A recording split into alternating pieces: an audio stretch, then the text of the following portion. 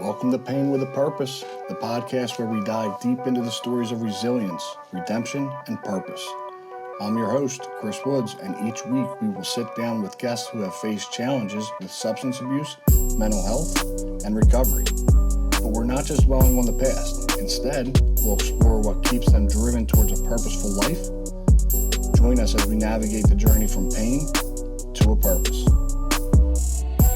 So, actually, that's my daughter. What, I didn't hear like the ad lib. What was it, an ad lib? It's just like, it's just Pain with a Purpose.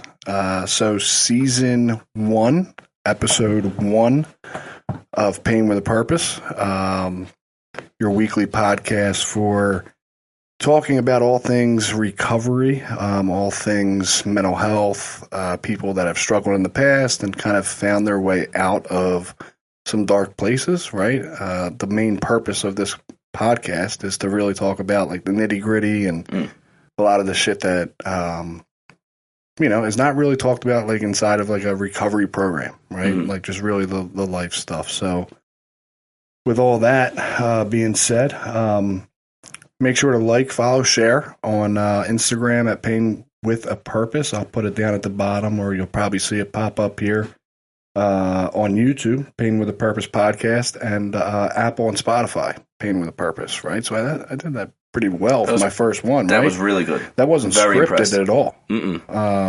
I was looking at one point, you'll be able to see, I was looking, I was like, where's he reading this from? No, not reading it anywhere. Right off the top of the dome. So, Good work out of you. so season 1, episode 1, I think I already said that, but I'll reiterate. Today we have Johnny Butler.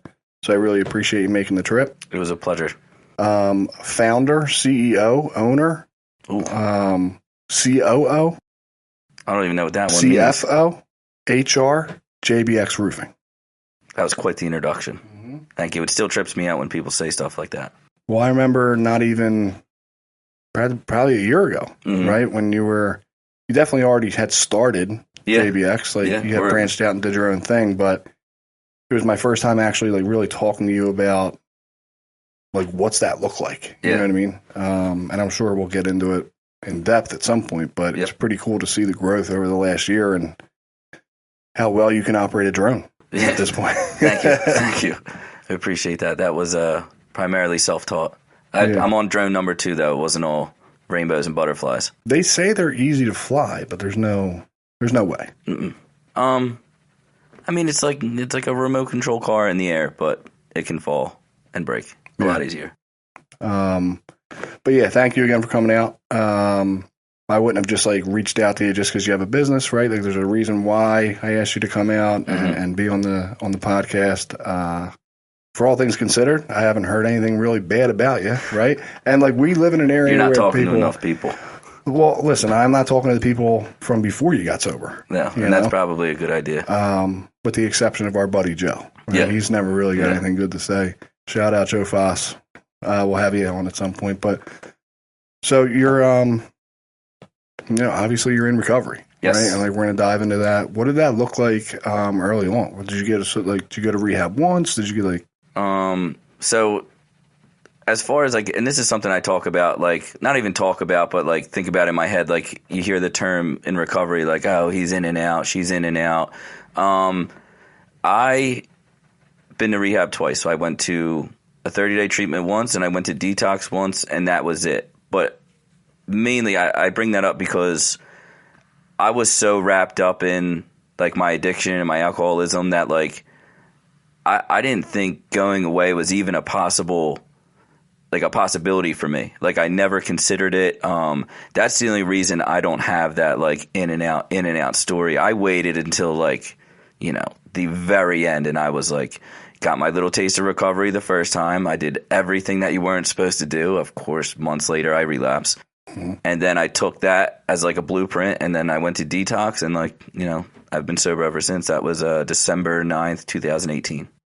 My man. Man, I always remember, again, shout out Joe. I always heard your name right before I had ever even like met you. And I remember him saying like, my buddy Johnny Butler, long before JBX. Yeah. And I was just like, these guys have been sober since forever, right? Like I didn't know that you had just gotten sober in 2018 or if you got sober when he got sober. So it's been pretty cool to kind of watch that whole experience. Yeah, I mean, he's been sober since 21. I can only the stuff I was doing when I was 21. It wasn't even on my radar. Yeah. But everybody's different. So when you did end up going away and exhausting all options, right? Of course. What did that look like? Did you go to sober living? Did you do right into finding a connection with a higher power? You went right into the 12 steps. Did you? So I guess it depends at what point you mean, whether the first time I went away or the last time, whenever. First time I went away, and it's easy to talk about because like I said, there was only two, but the first time I went to treatment, I was kind of fired up in treatment, you know what I mean? Because you're in that bubble they talk about, right? And I'm I'm going to get out of here. I'm going to do this, that, and the third. But when I got out, I was happy to be sober. My family was happy that I was sober. But that there's that recipe between willingness and desire and all that. I don't know that I ever really felt that. I think it was more that was my lesson learned building from the outside in, right? So I got all the tattoos in 90 days. I bought fake jewelry. I was wearing sunglasses indoor. We can see that. That one's not fake. But yeah, so I was a walking billboard for what not to do. And like I said, it didn't last. But if we're talking about the last time, what it looked for me, I went to Kirkbride. Shout out Kirkbride, no insurance. But I went in there, man, with complete desperation. I was so sick when I went in. I just remember shaking. I couldn't hear. I could hardly see. I don't know what it is about my physical withdrawal that is so intense. I mean, I was doing a healthy dose of what I was doing, and I remember getting out of there still sick because I only did detox because it was my only option. But that willingness, that desperation, that stuff, that connection I didn't feel before was there. So I took that blueprint when I did. I didn't mess with girls. I didn't get the tattoos. I didn't even start going to the gym super early because I didn't want to. That was the second time around? The second time around, yeah. I didn't even go to the gym right away because I didn't want to how we are, dude. We can have nothing and have the biggest egos. Yep. I didn't want to blow myself up, so I found people with the same amount of sobriety as me, smoked the meetings, got into service. Service to this day is still the main thing that keeps me going, aside, from a higher power. But I used everything I did the first time, and I flipped it, and it's just been successful. Yeah, it's so weird that you bring that up, you didn't go to the gym or none of that stuff, because I think, don't get me wrong, I wish I found the gym much earlier in my sobriety journey, but I don't know if I would have. I'm a very egotistical person, right? I don't know if my life would have turned out the way that it currently is if I would have adapted all that earlier. You know what I mean? Because early on, I went to, you talked about the meetings and all that stuff. I literally, that's all I did. I was living in a recovery house. I went to meetings 24/7. That was the deal. I was borrowing people's clothes to I turned my home group into a fashion show. That's how sick I was. Yeah. Right. If I would have found the gym around that time, I don't know what that would have looked like. Who knows, right? It's different for everybody. But exactly. It's weird how I was so distorted when I came in. Yeah. All right, so you started going into really a mindset of recovery, right? What were you doing for work? What Oh God, that's another big point. And I still bring this. I do a lot of rehabs. Those are my favorite commitments and stuff like that. And I try to hone in the point that so when I got sober, I was actually working at the Field House, which is no longer open. But what's the Field House? It was a bar in Center City. It's a restaurant bar, but not suggested. But it was a job where I could work 1 day a week and make just enough, dude. As long as I had money for my cigarettes, my the diner trips, the usual early sobriety stuff. But I talk about it a lot. Is I was broke, and I was so, like I said, that willingness and the desperation. I didn't even care. So as far as work is concerned, I went somewhere for 4 hours. I worked there. Like I said, not suggested. But and then the rest of the week, man, it was just all AA. 2-3 meetings a week. Whatever. Yeah, none of that stuff, to me at least, and I'm very fortunate to have felt that way at that time, because I know it's hard. People get sober and they're I need the money, I need the car, I need the all the stuff. But for me, that was not what worked for me. I had to go a little deeper than that. So money wasn't really like a priority. No, but it's weird that you bring that up because, like, call me a creep, call me whatever you want. I do remember, like, you were working in the restaurant industry for a good bit. Yeah, right? yeah, of course. Fridays, right by Parks. 5 years, 6 years. Why do I know that? I don't know. But you were bartending or you were bar backing? No, bartending, serving, the whole deal. So, like, again, like, that doesn't make sense, right? Because, like essentially, like, we're always told, right? I'm sure you were told at Kirkbride or whatever place you went to before, like, you go to the barbershop enough, you'll get a haircut. Of course. Right? Mm-hmm. And a big part of, like, this podcast, essentially, is going to be kind of, like, smashing those stigmas. Not saying that any of this is, like, suggested. No. Right? But I'm a firm believer that if, like, I'm doing the right thing, I can go anywhere and do anything, and, like, I'll be okay. Mm-hmm. But you built some, like, lasting relationships there as well. Of course. Right?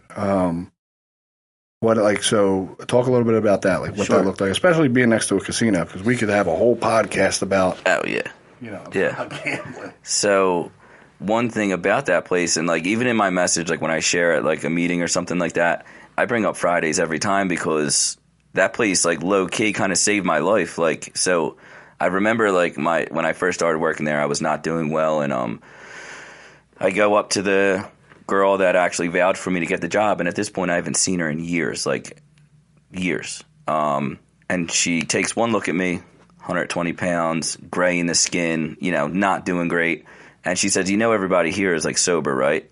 And like, at Fridays. Yep. So I like brushed that off. I didn't know that. Exactly. Yeah. So bringing up like the whole bar thing, everybody was sober. Mm-hmm. Like everyone that was like in my quote unquote like clique, they were all sober.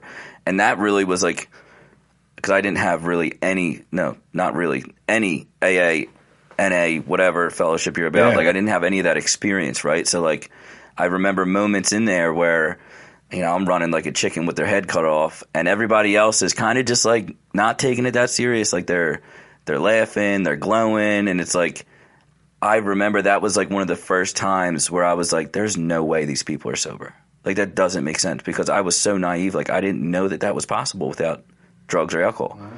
And, the first time I ever went away to treatment, a guy that I still talk to sometimes today, like, he helped me get in.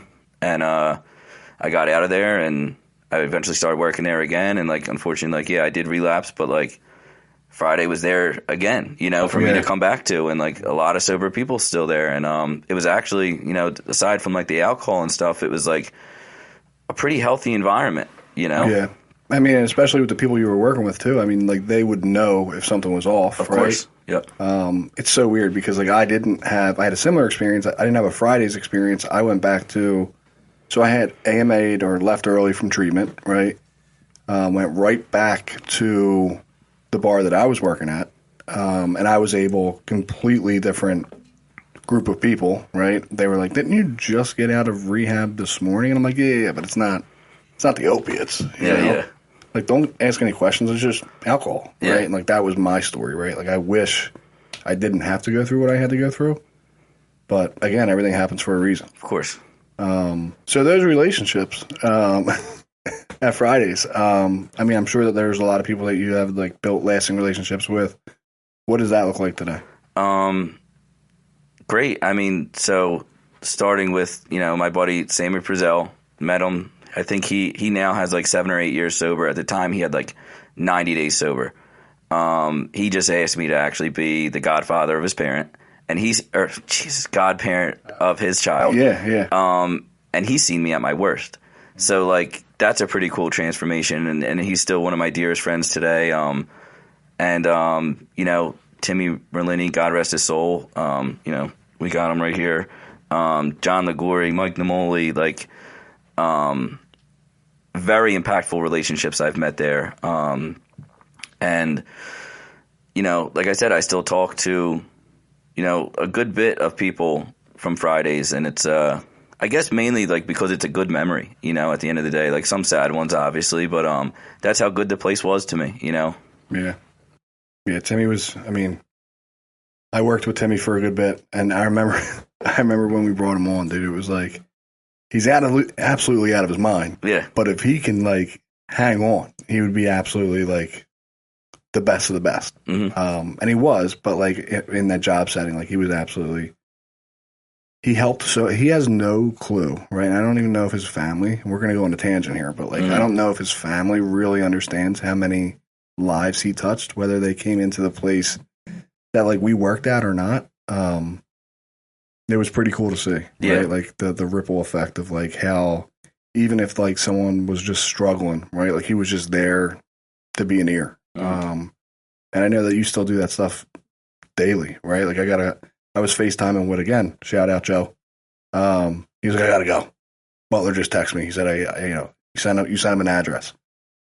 Turns out you just needed a ride. But like, it's never out of the question, right? Like you could have been 12-stepping somebody, you could have been like doing whatever. Yeah. And then like, that's the friendships that we built, right? Yeah. Like Joe, no questions asked, hung up with me and was on his way to go get you. Yeah. He's a good egg.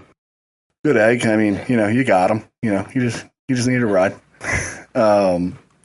All right, so kind of like progressing through the whole deal, right? Like it hasn't all been good. There's no way, right? No. What about like the bad times? Like what about like the times where like, working the Fridays? Like at what point, because I know what you do now, right? Like at what point where you're like, maybe I want more, right? Or maybe I'm going to like do some labor or whatever. Like what did that look like? So it's actually, it's when I really think about this story, I'm a big... higher power, I believe that God has really done all of what is good in my life, like on like what some people would consider like a creepy level, right? So getting into it, like I was having those feelings, I think I was probably coming up on like close to a year sober, like still working at Fridays. And because of course I ran back there, tail between my legs, take me back. And COVID happens. This is like 2020. I guess I almost had 2 years then. So COVID came. We shut down. We all thought it was going to last 2 weeks, right? God knows how that went. But I was having those feelings where like it was kind of getting stale. It wasn't what it used to be. We were comparing it to like when I first started, like 5 years prior to that point. Like it was, it kind of dulled down a little bit. But I was having those feelings. We all do. A year in, you feel accomplished. And then boom, no job. The country's unemployed. Yeah. And especially like being a bartender or being a server, right? Like you really were working for like everything that you were bringing home, you were making daily. Yeah, that wasn't something that I could do from home. You know what I mean? Some people had like the leisure of like working at home, and like I'm pretty sure that some of them still work from home because of that. They definitely do. My wife does. Yeah, It's great. Good for you. But so I remember sitting around, and we all got the stimulus check, and that was cool, and like. I remember living off that for a little bit, but like I just the way that I was moving, because like doing everything right in AA, like I'm not like a sit around guy. Like even today, like it could be a blizzard outside, I'm going outside. Like I can't really sit still. So after like I'd say maybe like a month of that, kind of got old, and my buddy Ernie Pace, shout out Pace Roofing, like asked me. He's like, yeah, you want to come get a day? Like, I know you're just sitting around spending stimulus money. Like, why don't you come, get a day's work in? And so he worked right through it. Oh yeah. I mean, I guess you could, right? Yeah. There's really no social distancing on the roof. We're already above ground level. Yeah. So a day's work, tells me to come in. I come in. Next thing you know, he calls me and he's like, hey, I just want you to know, like, you did good. Like, this probably after, like, a couple times I came in, and I'm still, like, thinking nothing of it. I have zero intention to keep doing it. It's just something to keep me going, like. And, he was like, look, you're doing really good. As long as I have work, you have work. And, like, that was a nice feeling, to, like, pick up a new trade, and screw the trade part. But, like, feeling valued, because that stuff can kind of get lost when you're, at a job for so long. They kind of take advantage of like, okay, he's reliable, let's just put it on him. So like it felt nice to be like newly valued from that. But and then like that obviously that rolled into years of employment. And I mean, like recovery aside, right? Like I don't know if Ernie. I always think he's a South Philly dude. Is he from Morel? Is he from South Philly? He's from Frankfurt. Is he from Washington? Where is he at now? He's in Washington Township now. He's living. Yeah. But like there's that, you know what I mean? like that, almost like that bond, right? Of like, you know, he's on the right path, you're on the right path. Mm-hmm. Next thing you know, he's like, you know, if I got work, you got work. At that point, do you even know like anything about roofing? Listen, I knew how to, you know, muck, and Yeah. I knew how to listen. That was really, and And like early on, even at a year or whatever it was, right? Like that goes a long way. Yeah. You know? Yeah. And that kind of like spills into like the shit that I do, Mm-hmm. right? Where it's like, you know, people are like, I'm on the phone with families and they're like, oh, thank you so much. And I'm like, dude, someone did it for me. Yeah. Like, it's really not that deep. I mean, for me, I mean, I'm sure people are like glad to have some, like an ear to like kind of like talk to or whatever, but it's the same deal, right? It's Mm-hmm. like, you know, we have each other's back. Of course. That's cool. So then what? And then you went with him full time. So yeah, I started going with him full time, and like, you know, behind the scenes of that is like, you know, what that turned into is like I said, like I'm going to bring up God like probably 1,000 times in this. It's fine, yeah. Next thing you know, I'm running a truck for Ernie. I got my best friend Timmy Kane working with me. I got Timmy Merlini. We all lived together at the same time. So now it's like this was my day. You know, I had just moved into a house. It was my brother's house at the time. I started renting it. So now like my daily routine at the age of 28, whatever I was at the time, was like I lived with my best friend. We woke up. We went to work together. We banged out a roof. We came back. We hit the gym, and then we hit a meeting. And like that was, dude, I was able to, because of where I was in sobriety, which was like, I feel very fortunate to have had that outlook. But like I remember looking at those times, right, and saying like, I'm gonna miss this one day. Mm-hmm. Like this is too good. Like I'm really gonna miss this one day. And like, with like the right attitude and like a recipe of like Alcoholics Anonymous and being around the right guys, prayer, like the whole thing, like I feel like I almost have like strong control over like, because it's our perception is what makes the difference, like Absolutely. So with a good perception, like I'm able at that moment, sober a couple years, to be like, I'm going to miss this, Mm-hmm. and it was just like a really good time in my life. It's so weird that you bring that up, because I was at my home group last night, and like this is not like, this whole podcast is not like built around like 12-step fellowship, right?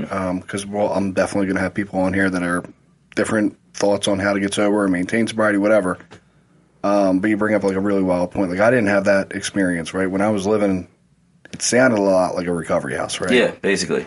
And when I was living in a recovery house, I was like, this sucks. I can't believe this is my life. I'm 23, 24 years old. How the hell did I land here? I'm living on a top bunk. You know what I mean? I don't even think they're allowed to even do bunk beds anymore, right? But like I was on a top bunk, and I was like, this is horrible. What am I going to do? And then you fast forward almost 10 years later, right? And I have a very full life, much like yourself, right? But it's like, dude, those were some of the best times of my life. Mm-hmm. Like the genuine laughs, the genuine connections that I was building. It's just so wild that like hindsight's 20/20. Yeah. Yeah. So, all right. So you were with them, all right? Yep. And then what? I think I guess like the chapter after that would be Timmy left. Timmy started to work. He got the job at RCA. I was very happy for him. It was either RCA or I know he's doing BQ basements. Me and my best friend Timmy Kane, we ended up getting separated because he was so good. Like like what, you guys were in a relationship? Different trucks. Oh, different trucks. So just for the viewers at home, I didn't want to make you of confused. course. No, I mean Nothing wrong with it. of course, nothing wrong with it. Yeah. No. I mean, he's a good-looking guy. Mm-hmm. But you phase out. Like if you're growing, things are changing. Yeah, people go in different directions. Exactly. So it just lost its spark a little bit. It stopped being like what I was able to step back, and like it wasn't terrible, but it was just different now. And I guess heading into like when I left Ernie, I remember just that same feeling, kind of like wanting more. Like I just felt like my potential wasn't being fully met, and he knew that. Ernie was like great through this whole thing. You know what I mean? Don't know where I'd be without him. But I remember, my father-in-law, he's, like, dude, why don't you take the electrician's test? Like South Philly electrician. It's, the Morel Park dream. Morel Park dream, right? Not even Morel Park. That's like the South Philly thing, but I'm like technically South Philly because I'm engaged to a South Philly person. Shout out Lex Harvey. No, so I took that venture, right? And like I was around such good guys, right? And they're like, dude, you're gonna pass that test. And when I tell you, like, no stone left unturned. Like, I had 2 months from when I applied for the test to study for it, and then the test. And I studied for 2 months with a tutor, like twice a week. And, sometimes I felt like I had it. I felt really confident. And then other times I'm like, I might not have this. And, I took that test and, like, everybody's gassing me up. I'm like, oh, man, let me tell you something. I got that test, dude. I sat down and Scout's honor, I went to look at somebody else's paper immediately and the only question that was on there was today's date. I was so just like out of my head, like just where I haven't taken a test and. So like what, like just like fear, just froze up almost, feared up, out of place, head racing. Like it wasn't what I do, like there's at that point like roofing and like being accountable and showing up and like that was like what I knew. This was like, okay, take a test, like it felt very against the grain, if you will. So the guy was like, write down the date, just in that corner, like in those bubbles or whatever, write the date. And dude, I just remember like white lights. I'm like this. I'm like looking over at the guys testing stuff, like, and that was pretty much like a indicator that this was not going to go well. Yeah. And the rest was history after that. I don't know if you want to get there yet, but I don't really know your thing yet. No. So I mean, obviously, it's safe to say you failed the test. Oh yeah, failed the test. They didn't give me a score. Did you get the date right? Yeah, because it was written on the whiteboard. Cheated. No, it was written. It was. I tried to, but it was bubbles, and like my head was like so. It was like Scantron. You've taken Scantron tests before, yeah. And it I was usually bubbles. just made designs, but yeah. Yeah. So, and then I finally, when I could like gather my thoughts, I looked up and it was just right on the board. I was like, thank God. First question right. I do not miss that. I don't miss that at all. Nope. I was always so much respect for people that like either work in settings like that or like were able to do like test and stuff. Like that was just not my story. You know what I mean? I don't know if that's played a lot into like my whole addiction, the whole nine, but like I just was not that guy. Yeah, you and I both. But what about when you do taxes? We'll get there. I don't. No. I mean, I pay my taxes. You got a guy. I got a guy. Yeah. Come on. If I did my own taxes, dude, I'd like get a zebra in the mail. You wouldn't even know. Like I would mess that up bad. Yeah, they'd be like, John, how did you only make $2,000 this year? Yeah. I'd be like a slow year. So, all right. So fast forward to what happened. So you failed the test. So I failed the test, and at this point, I was crushed, dude. I was crushed because I did really want that. Like I did. I painted this like picture, for myself, and that comfy. Everybody has a level of fear. You know what I mean? And if you say that you don't, you're lying. Like there's a lot of what I've done, even in sobriety, is fear driven. So, like, I painted this picture with the comfy, cozy, like, job security, 401k, like, the show up, be told what to do, leave, shut the brain off, and, like, that was just – and that's fear. That's, like, I was able to recognize, like, that. And, my friends around me seeing that I was, like, I was crushed by the whole thing. And, like, again, like, bringing Ernie up, like, he was always somebody that like my good friends, they see what I'm capable of when I can't. And I think that we should all have people like that in our lives, And if you don't, you might be around the wrong people, Like the people I'm around, and I can confidently say this, like they don't let me self-deprecate. Like anytime that I'm like, I'm just not this, I'm just not that, it's always reciprocated with an answer to why I am, what people say I am, like, and I'm a big, like the imposter syndrome, the whole thing, like you and I both. Yep. Yeah. So even like the you asked me to be here, my first thought is like, oh, what am I going to say? You know what I mean? What if I'm a fraud, the whole nine. 100%. And like for no reason, but that's just like the fear in my head. And like, so back on track, like he was like, look, like, come on. You know what I mean? He's like, you've been working for me for X amount of years. You're good. People like you, which is still a shock. Let's do this. You know what I mean? And we, originally it was like he wanted to start another roofing company that was based solely in New Jersey. Okay. Focusing on like shingle roofs and stuff like that. And that means nothing to me. I got no clue what that is. Yeah, okay. Well, like big house. Okay. Big house, well, big roof. You do like big residential usually? So it's residential, but it's just a different roofing material. Okay. And he was like, let's do this. Let's start this.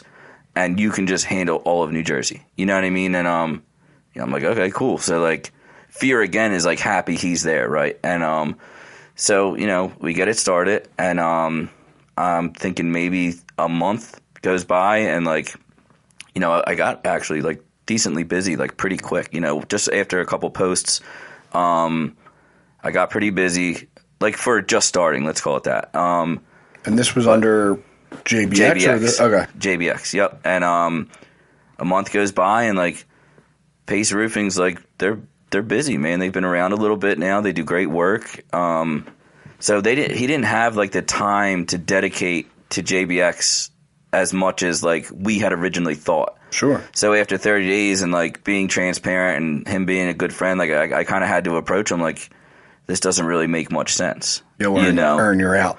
Basically, but like, and this kind of I get into, I seen like, I had a question about like scrutiny and whatever, and like, this goes into it a little bit.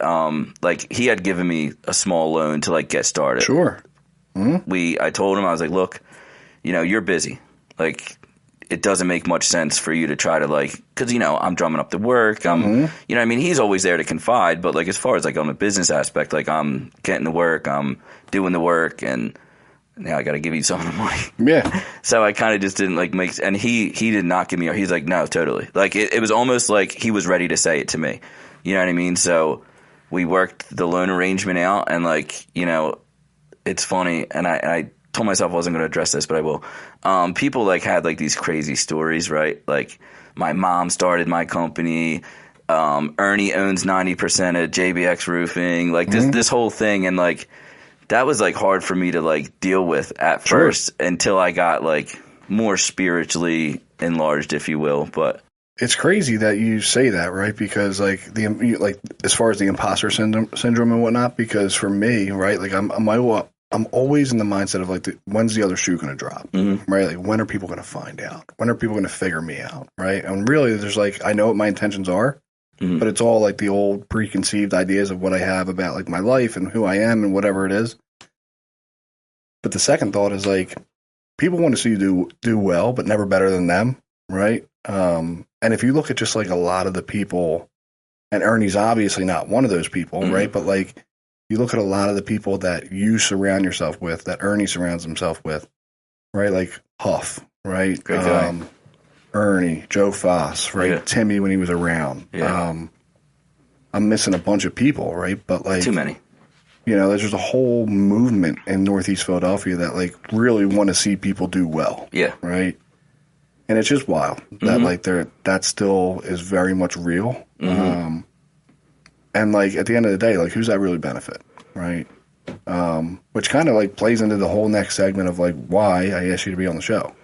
So for the viewers at home, don't let like the hand tats fool you.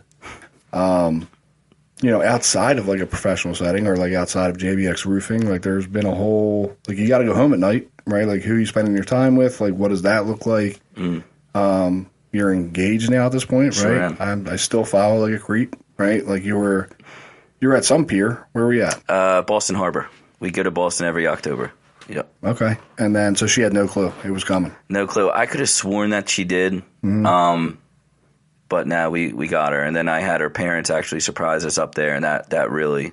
Oh, I didn't know that. Yeah, that got her going. Yeah, if you watch the video, her dad comes in and is like, I would say yes. And dude, she loses it. Really? Yeah, she cries. Cool. I cry. You can't see, though, in the video because it's kind of far away, but I was crying a little bit. Nah, you set it up like that. You flipped the bill for the video. You're like, don't get me crying. Yeah, absolutely. But regardless, right? So you got engaged, you know, and like you're like outside of like recovery, and obviously like there's a whole kind of like it flows over, right? Like outside of a meeting, outside of work, right? Like, did you ever think that you were going to be like engaged, have a house? You know, like does she have kids? Like, what does that look like? Dude, from the beginning, and like I said, we talked a bit about like fear, like my entire life, like especially like bartending and all that stuff. You know, I would always, you know, I'd get these, you know, regulars that would come in with their wives, and they're like, "How old are you? When are you going to get married?" I'm like, "I'm never going to get married. I'm never going to have kids." And like, really, that was just like a reflection of me. Like, I am not signing myself up to like look out for other people. Like a nice like dose of like selfishness, but also majority fear, right? Because like I never thought that I'd be able to. First off, I never thought I'd be able to find somebody that could tolerate me for so long, until I realized me isn't really all that bad, you know. And like that's obviously tons of work, like AA therapy and everything. And so you know, when we met, and you know, I was like, how'd you meet? Facebook dating? Or you Facebook? No. The DM slide. Okay. I wish I had like the, you know, I bumped into her at the supermarket and she dropped her phone and I picked it up for her, but nah, man, I just. I'm sure there's a story in there at some point. So she actually told me. But we're keeping it real here. Yeah, she told me to say that I slid in her DMs, but she slid in mine. That's believable. Sure. Yeah. Mm-hmm. Don't let her tell you otherwise. No, but like we met and like hit it off, and like I guess I met her when I was like probably 3 years sober or so, and like at 3 years I feel like I really started to like make a breakthrough as far as, you know, like, okay, so you get sober, okay, now I haven't had a drink in however amount of time, right? Now it's like the spiritual enlargement like we talked about, and like working more in here, and like I got to the point where like I was really like honed in on that and was allowing myself to accept a relationship, and you know, and like years go by, and it's like, you know what, I think I would get married. You know, next thing you know, I'm engaged, and it's like, you know, I think I do want to have a kid, and like, you know, we'll eventually have a kid, and but all that stuff was like so, like I had myself so, what's the word I'm looking for here? Like just like delirious, like to the fact that like I was actually wanting those things, but just out like how strong my fear is, it's like I didn't want to sign up for it because I didn't think I'd be able to do it well. So like I just like played this like bachelor thing, and like that wasn't true. You were the man. Of course I wasn't, but yeah, I thought I like was portraying myself that way, you know. And you know, one thing that's true, and every last one of those customers, anybody I've ever said it to, is like, yeah, your mind will change. I'm like, yeah, right. And now it's like I'm all in, you know. Yeah, it's so wild, right? Like growing up, it was never a thought. You know what I mean? Like kids, any of that stuff, and it was just like, you know, biggest blessing of my life, right? But like, you know, you'll experience it one day, and I'm sure you experience it right now, right? Where like there's moments in like your day where you come home and like you're welcomed, right? And you're like, when there's like when my daughters like, you know, run up to me, you know what I mean? And the fact that I used to at one time be like, I don't want kids. You know what I mean? That's like, and it was just all fear. You know what I mean? At the time I would have told you that it was because like I was too cool for like whatever my head was telling me at the time. It's so wild how it all comes full circle. Yeah. Well, I guess it's just like when you go down like the road that we go down, it's like we don't have that like, you know, that normal A to B thinking like, you know, quote unquote normal people have. Like, no, we go to every single extreme. Yeah. Or we start off like, you know, negative, you know, so we're taking like this long walk out of the woods back to like reality, and you're kind of, you know, the fog clears, you're like, wait a second, you know, I would like a little version of me running around, like that is pretty cool. But yeah, our thinking's just different. And like I know people today that are sober a long time that aren't married or don't have kids, and like that's like talking about somebody else's journey, like that's just their journey. But my perspective has definitely changed the longer I stay sober, for sure. Yeah, for sure, man. But anyway, so I guess like in closing, right? Because we have been talking for a little bit now. What do you think the purpose is, right? Like, not to sound corny because it says purpose right here, but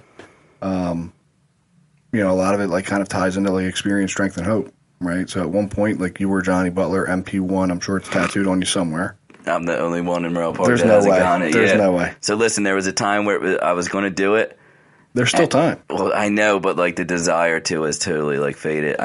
But listen, don't if get me you wrong, want to, yeah, Merrill you Park, still got it you know what I'm around. But saying? yeah, MP1. If you don't know, for the viewers at home, it's a serious thing. Stuff. Yeah. Morel Park 1, you know what I mean? Probably have a few of those guys in here. They're tough guys, you know what I mean? Huge. Stuff. Yeah, absolutely. So, yeah, got sober, started a successful business, right, for all things considered. JBX Roofing, if you ever need, you do shingles? He does shingles That's now, the too. thing, shingles, man, you name it. If it goes on a roof, we do it. If you need help getting sober, JBX Roofing. JBX If you need Solutions. both, you might get who knows? Yeah. 2 for 1. But I guess back to your thing, like the topic, what'd you say? What's the purpose? No idea. Yep. What's the purpose? You're killing it. Okay. Yeah, The purpose. It's been a long day. Yeah, no, I hear you. I've been frying in the sun all day. But You don't work. today I was working. I All right. promise, a little bit. Okay. If I came on here and I had to talk about one thing, like you want to talk about like purpose, just like